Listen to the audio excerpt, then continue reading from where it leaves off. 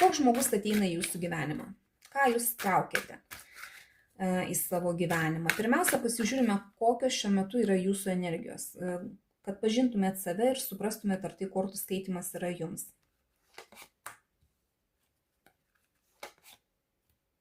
Dvi karalienės. Žiūrėkit, jūs iš vienos pusės esate žmogus, kuris ir apgalvojantis, ir apskaičiuojantis, ir strategiją kuriantis, ir nukertantis tai, kas nereikalinga, bet iš kitos pusės tuo pačiu ir empatiška, ir mylinti, ir rodanti jausmus, ir galinti ne tik tai juoktis, kvatotis iš gyvenimo, bet ir apsiverkti, kad ir sentimentaliai žiūrėdama kažkokį tai filmą, ar pamačius sušlapusi kačiuką, žodžiu. Žmogus toksai čia daugiau mergaitiška, ta prasme moteriška energija. Ir čia daugiau, sakyčiau, kad mane žiūri mergaitės. Kodėl dabar esate būtent šiame etape?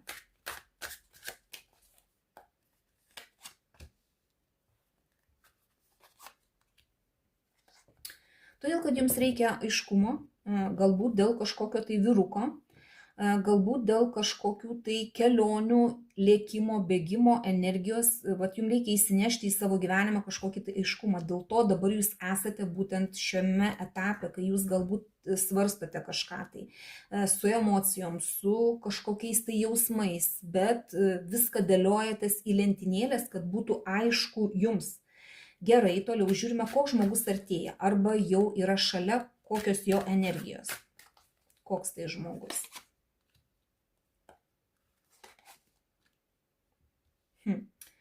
Na, žiūrėkit, gali būti toks žmogus, kuris yra gana nerūpestingas, gana toks lengvas, kuris eina per gyvenimą tiesiog užvertęs galvą ir nežiūrėdamas, kas bus iš to ėjimo neapgalvoto, bet jisai su baimėm kažkokiom tai.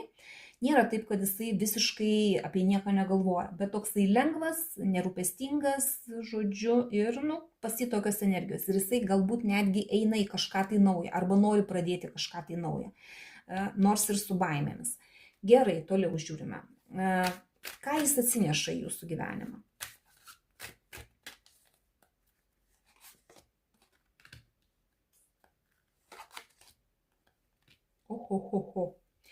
Na, žiūrėkit, jisai atsineša ir priklausomybės kažkokias tai, ir gundymus, ir manipulacijas, ir gali būti tai susijęs su finansais. Pagal velnio arkaną žmogus gali daug atsinešti ir jūs galite taip įkristi į santykius su tuo žmogumi, kad negalėsite atsiplėšti, nes labai daug yra gundymo, yra labai tokia didžiulė trauka ir dar finansai.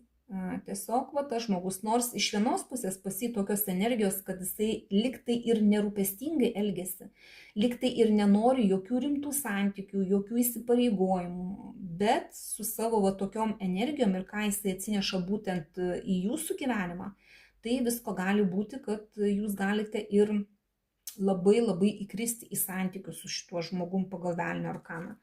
Gerai, kodėl jis ateina būtent dabar?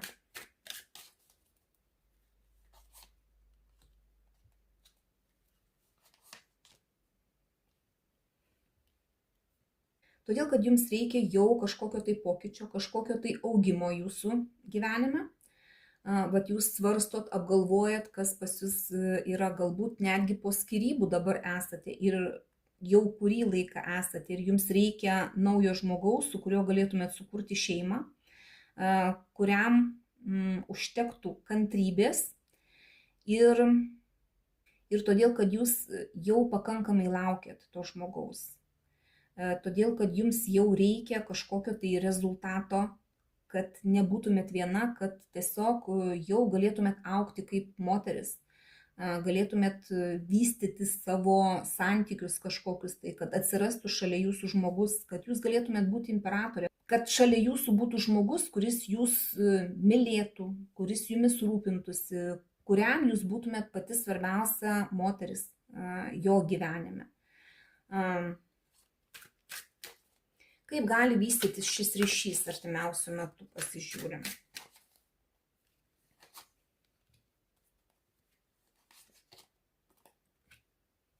Na, pažiūrėkit, jisai ateina su monetų karalium. Ir vystytis šitas ryšys gali jau monetų karalienė yra. Pas jūs gali būti tas toksai tvirtas ryšys kaip poros, galbūt net ir santuoka gali būti. Ir čia labai svarbu bus to, ko norės jis. Jisai ateina su tokiom energijom, kur yra ir gundimas, ir manipulacijos, ir dar pagal mago arkaną, jisai irgi gali ir manipuliuoti, ir savo norus į jūsų pusę pateikti taip, kaip reikia jam. Jeigu jūs būsite jam reikalinga, jisai darys viską, kad jūs užkariautų ir kad jūs turėtų, ir kad būtų tas šeimos toksai saugumas galbūt jūsų poroje, kad būtų rūpestis. Ir šitas ryšys būtent vystysis taip, kad bus ir rūpestis, iš jūsų pusės bus rūpestis, jūs rūpinsitės ir šitais santykiais, ir tuo žmogumi, kuris ateina į jūsų gyvenimą. Ir darysite viską netgi savo noru. Arba jisai taip sumanipuliuos, kad jums atrodys, kad jūs tai darote savo noru. Gerai, patarimą dar tada pasižiūrim, į ką verta atkreipti dėmesį, kad nepadarytumėt klaidos.